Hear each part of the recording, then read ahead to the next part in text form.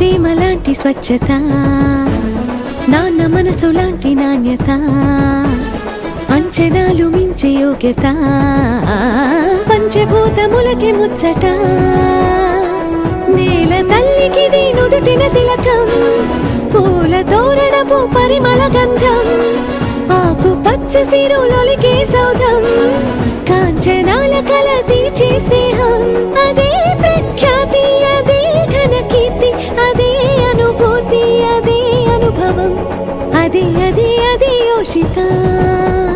బంగారు బంగారు బంగారు భవిత యోషిత.